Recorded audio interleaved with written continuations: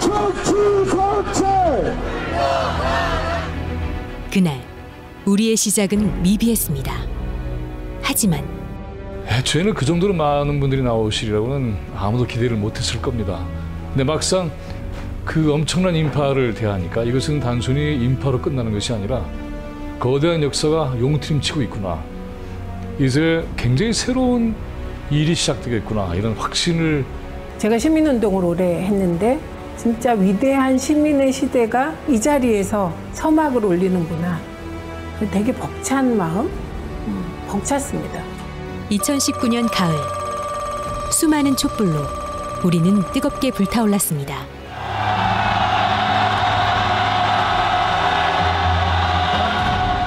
지진 같은 함성, 별처럼 무수한 대열. 그 시민들의 목소리가 만들어낸 민주주의의 새로운 역사. 역사는 꿈꾸는 사람들의 것.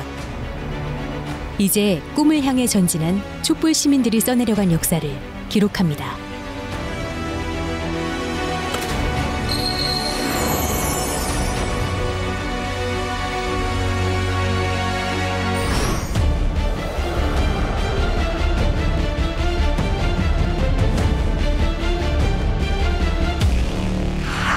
서울특별시 서초구 이수역 사거리에서 강남역 사거리에 이르는 길이 4,250m, 폭 40m의 8차선 대로인 서초대로. 이 긴 도로에 촛불 집회 행렬이 끝도 없이 이어졌습니다.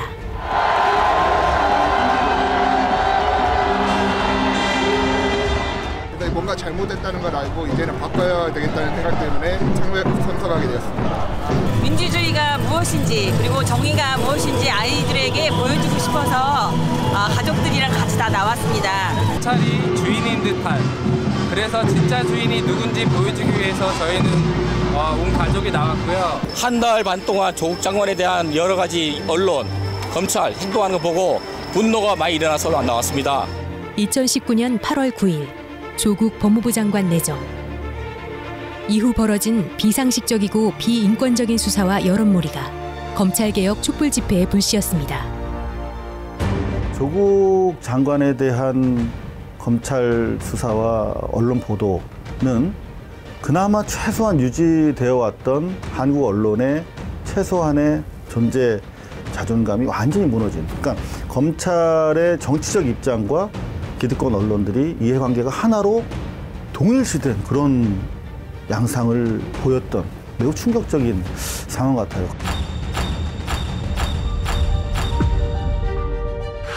언론들은 검찰이 흘린 정보를 특종, 단독이란 제목으로 연일 보도했습니다. 언론이 앞다투어 쏟아낸 조국 관련 보도는 무려 118만 건 이상, 세월호 보도가 24만 건, 최순실 보도가 12만 건인 것에 비하면 그야말로 어마어마한 양입니다. 이러한 일방적인 보도에 보다 못한 시민들은 자발적으로 모이기 시작했습니다. 그냥 순수하게 자발적 시민 집회, 상상할 수 없는 형식의 집회가 시민들의 자발성에 의해서 막 떠받쳐져서 확 만개하는, 폭발하는 그런 것으로 기존 집회처럼 계획된 집회가 아니라 상황에 맞추어서 시민들이 자발적으로 조직화된 그런 집회, 시민 중심의 집회로 완전히 탈바꿈된 것. 그들이 모이게 된 발단은 어떠한 조직도 아닌 그저 작은 1인 미디어였습니다. 그 당시에 마침 광화문에서는 일본의 수출 규제에 반대하는 아베 규탄 촛불 집회가 열리고 있었는데 자연스럽게 거기서 시민들이 이제 조국 수호라는 어떤 구들이 나오기 시작해서 우리가 자연스럽게 야 이러면 아무리 죄를 지어도 세상에 어떻게 사람을 24시간 동안 저렇게 의혹 보도로만 검찰에 흘리는 피의 사실 공포 갖고 저럴 수가 있나 싶어서 이제 시민들이 여기저기서 이제 검찰 개혁 그리고 조국 수호를 외치기 시작했었죠. 그렇게 해서 8월 30일 가짜뉴스 언론개혁 조국 수호 촛불 집회가 처음 열렸고 이후 9월 16일 첫 서초동 집회가 열렸습니다. 이들에게 조국 수호라는 구호는 현 정부의 개혁 의지가 흔들려서는 안 되며 끝나지 않은 적폐청산이 계속되어야 한다는 강한 의지의 표현이었던 것입니다. 조국이라고 하는 사람은 물론 그 생물학적인 개인으로서의 의미도 있지만 그 당시에 검찰 개혁을 하려고 했던 추진 세력의 대표였고 그 과정에서 검찰과 언론의 조직적인 테러에 의해서 제거될 위기에 있었던 존재이기 때문에 하나의 검찰 개혁을 막아내는 상징이었다라고 보여집니다. 그래서 당시에 조국이라고 하는 개인과 상징으로서 검찰 개혁의 상징으로서 조국을 분리시키려고 기득권 매체들이 많이 애를 썼지만 우리 서초동과 여의도의 촛불이 막아냈다. 분리되지 않고 조국이 바로 검찰 개혁의 기둥이다라고 해서 막아냈기 때문에 그나마 오늘날 검찰 개혁에 대한 희망, 소망을 계속 유지할 수가 있게 되었던 것이다 이렇게 보여집니다.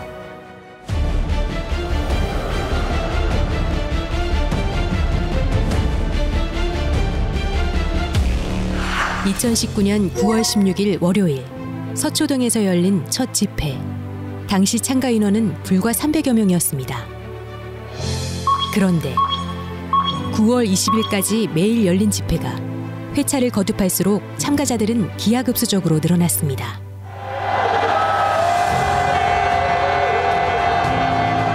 인원이 늘어나니 준비가 쉽지 않았습니다. 때문에 주최 측은 매일 하기로 한 촛불 집회를 매주 토요일로 변경했습니다. 그리고 9월 28일 7차 집회. 참가 시민은 무려 100만 명에 달했습니다.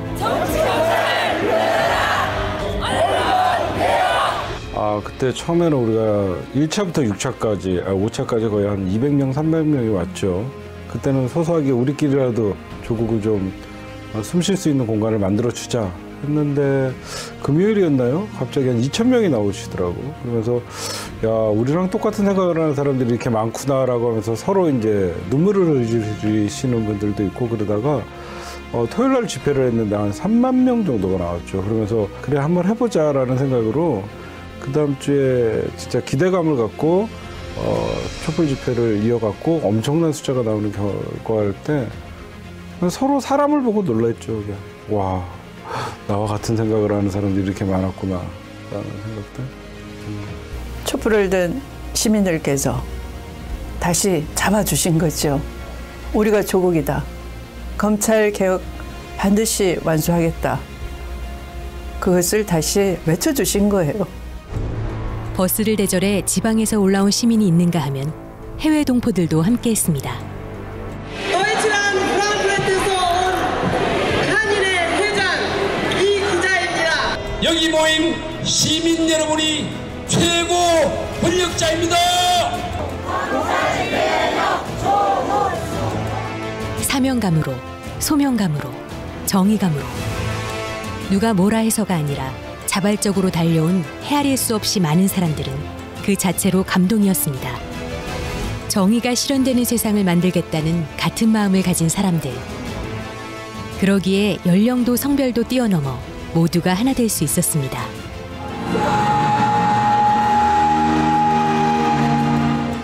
그렇게 촛불 시민들이 만들어낸 집회는 단순히 구호를 외치는 데 그치지 않는 투쟁하되 즐겁게 싸우는 모두가 즐거운 문화의 장, 축제의 장이 되었습니다.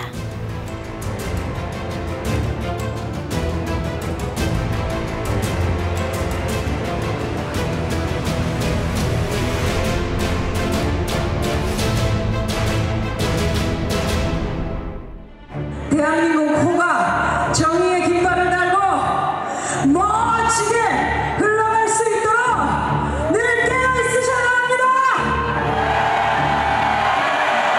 깨어 있어야 합니다.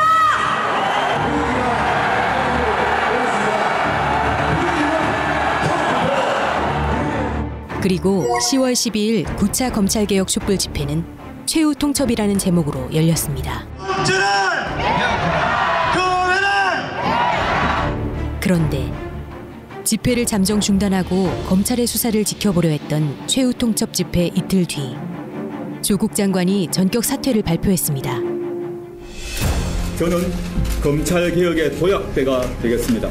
이번만큼은 저를 딛고 검찰개혁이 확실히 성공할 수 있도록 국민들께서 끝까지 지켜봐 주시길 바랍니다. 되게 원망스러웠었어요. 그때 일부 저희 촛불을 공격하는 사람들도 있었거든요. 우리가 조국 장관에게 최후 통첩을 한 것이다. 근데 정확히 보면 이제 와서 얘기할 수 있는 것은 그렇게 수백만의 촛불이 들고 일어났기 때문에 조국 장관님이 퇴임할 때 천만의 조국이 촛불이 돼서 뭐 검찰개혁을 이룰 수 있다. 응? 본인은 검찰개혁의 불쏘시개가 되겠다라는 말을 남기면서 이제는 가족을 지키기 위해서 가겠다라는, 그러니까 퇴임마저도 못할 위기였었죠. 계속 끌려다니고 그럴 수밖에 없는 상황에서 나중에는 이해를 했는데,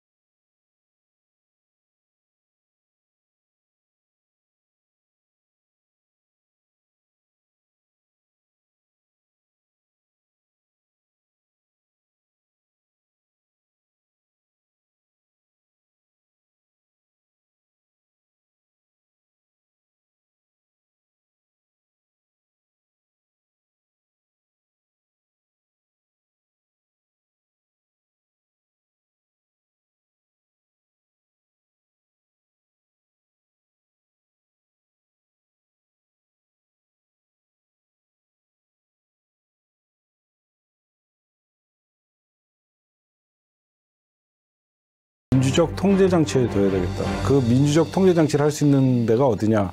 국회다. 이제는 국회를 압박해야 된다. 서초동에서 여의도로 옮겨온 촛불 집회. 시민들은 공수처 설치를 외쳤습니다.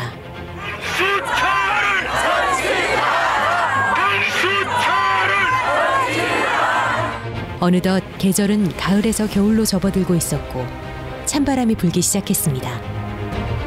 하지만 시민들의 열의는 식을 줄 몰랐습니다.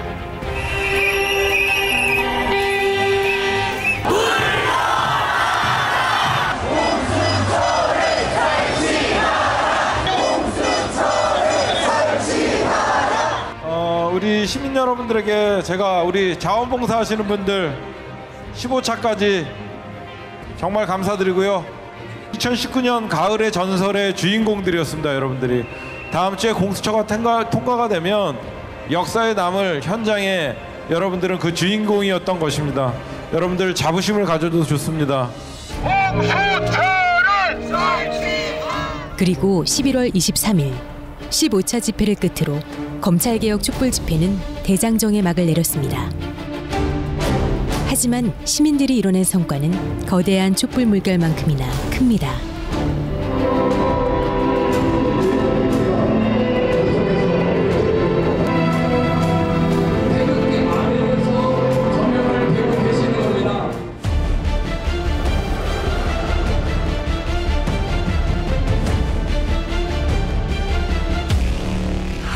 (2019년 12월 30일) 고위공직자 범죄수사처 설치 및 운영에 관한 법률안이 천신만고 끝에 통과했습니다. 시민의 힘으로 드디어 검찰개혁의 첫 단추를 꿰 수 있게 된 것입니다. 우선 공수처법 통과되지 못했을 테고요. 그건 검찰개혁의 실패를 의미하고, 그런 문재인 대통령은 엄청난 타격을 받았고 끊임없는 탄핵 요구에 시달렸을 테고, 21대 총선에서 여당은 패배했겠죠. 그리고 기득권 카르텔이 다시 대한민국의 주류로 작동하면서 모든 개혁이 좌절됐을 거라고 봅니다. 그리고 검찰 개혁이라든가 적폐청산이라든가 이런 거에 대한 열망, 이런 것들이 굉장히 높아져 가지고 그 투표율이 우리가 예상했던 것보다 훨씬 넘어서 버렸어요. 그 국민들이 그 촛불의 열망, 이게 표로 막 쏟아져 나온 거거든요. 이번에 공수처법이 187석으로 통과됐지 않습니까? 그 힘이 얼마나 세다고 하는 거를 이번에 여실하게 보여준 거죠. 뿐만 아니라 검찰개혁 촛불 집회를 통해 대통령의 검찰개혁 의지를 드러낼 수 있는 공간을 마련할 수 있었습니다.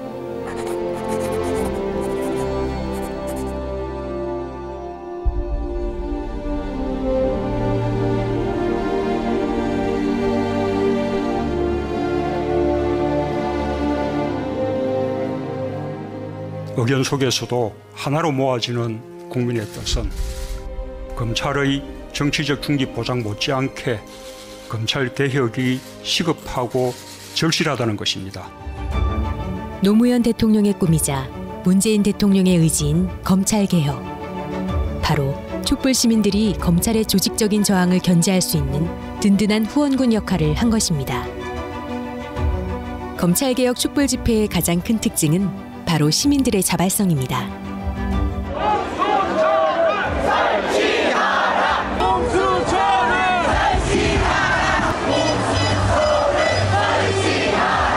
과거와 달리 무슨 정치적인 동력으로 모인 것도 아니고 시민 단체라고 하는 이름으로 조직된 것도 아닌 뜻을 같이 하는 사람들이 자발적으로 모인 다른 더 큰 시민들이 모일 수 있도록 마중물을 했다는 것은 정말 한국 정치사에 처음 있는 일이고 앞으로도 글쎄 더 있을까 싶을 정도로 엄청난 의미의 역할을 했다고 생각합니다. 촛불 시위는 정권에 맞서는 것이 아니라 정부의 개혁 조치 또는 개혁 시도에 저항하는 검찰과 또 그 검찰과 한몸이 되었던 언론의 아주 일방적인 공세, 언론이 잘못했다, 언론이 잘못 보도하고 있다라고 그렇게 많은 시민이 느낀 것도 아주 특별한 일이었어요.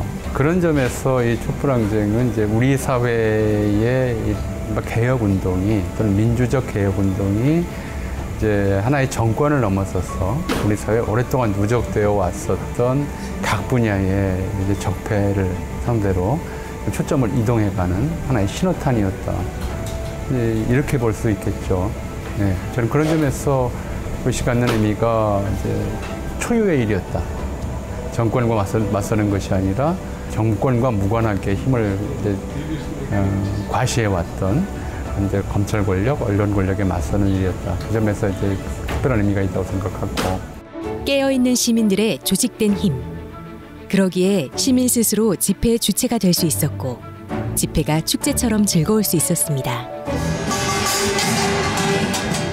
이러한 자발적인 대규모 집회가 성공할 수 있었던 데는 수많은 재능 기부자들과 자원봉사자들이 있었기에 가능했습니다. 자원봉사자들은 아침부터 늦은 밤까지 집회를 안전하게 치르기 위해 정말 열심히 뛰었습니다. 김밥 한 줄로 점심을 때우면서도 지칠 줄 몰랐고 모두가 돌아간 거리가 깨끗할 수 있었던 것도 그들의 수고 덕분이었습니다. 또한 집회의 규모가 커지면서 다양한 전문 인력이 필요했는데 재능기부라는 이름으로 활약해준 각계의 전문가들이 있었기에 가능했습니다. 서로 고마웠어요.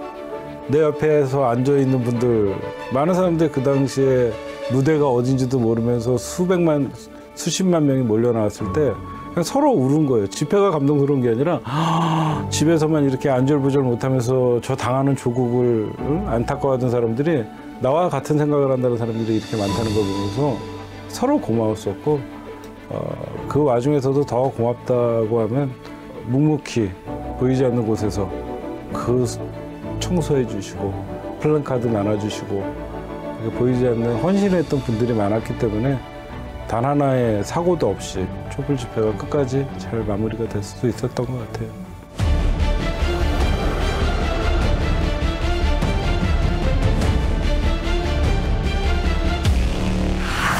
이제 검찰개혁 촛불 집회는 끝났지만 시민들 마음속의 촛불은 여전히 불타고 있습니다. 2019년 8월 9일부터 시작된 조국 사태 국면은 현재 진행형입니다. 이제 그건 지금 이제 공수처법이라든가 그 징계 같은 건 아주 초보적인 단계입니다. 이제 우선 검경 수사권이 이제 분리되지 않습니까? 그러니까 주요 사건은 검찰이 하되 일반 형사 사건이라든가 이런 건 이제 경찰로 이제 수사권이 넘어가는 거죠. 그러니까 수사권과 기소권을 분리하는 거 그게 이제 큰 줄기는 가장 중요한 줄기입니다. 검찰의 그 기소 능력을 너무 이제 특수부라든가 공안이라든가 이런 정치적인 사건으로 하는 게 아니고 정말로 이제 법률적인 차원으로 하게 하려면은 그 검찰의 이제 그 공판 중심주의에 맞는 수사 능력을 길러줘야 되는 거거든요. 그건 지금부터 시작입니다. 그리고 이제 이렇게 만들어준 의석을 함부로 써서도 안 되고 그러나 할 일을 못해도 안 되고 이게 양날의 칼 아닙니까? 그러니까 아주 잘 드는 칼을 지금 쥐고 있는 거거든요. 아무거나 손대서도 안 되고 또 제대로 못하면 또 그만큼 원성을 또 많이 듣게 되고 그래서 이 또박또박 정확하게 이제 해나가야 되는데 검찰 개혁의 최종적인 목표는요. 검찰이 정치권의 눈치를 보면서 수사를 하는 것이 아니라 검찰은 국민의 편에 있어야 되는 거예요. 흔히들 역사는 국민들에 의해서 평범한 시민들에 의해서 이루어진다라고 말씀을 하시는데 그러한 어떤 역사 속의 현장, 역사의 어떤 변곡점의 현장에 위대한 시민들과 함께 했다라고 생각이 들고 그래서 더욱 뿌듯하고 이런 어떤 일을 연대의 힘으로 해냈다라고 생각이 됩니다. 강남의 한복판, 서초동, 법조타운에서 그 수많은 사람들이 손에 손을 잡고 전국적으로 자발적으로 이렇게 모여들었다는 것은 대한민국 집회의 하나의 분수령, 역사적 또 하나의 단계의 발전, 저는 그런 느낌을 들었고 깨어있는 자발적 시민의 우렁찬 함성이 역사 속에서도 계속 귀에 쟁쟁거리면서 맴돌지 않을까. 역사상 이런 집회가 또 있었을까? 역사상 또 이런 집회가 있을까? 그런 생각을 했습니다. 어떠한 바람에도 흔들리지 않고 진실의 역사 한복판에 뛰어든 사람들. 거리를 가득 메운 무수히 반짝이는 촛불. 그 촛불의 힘으로 탄생할 건전한 대한민국, 상식적인 대한민국. 주인은 바로 당신입니다.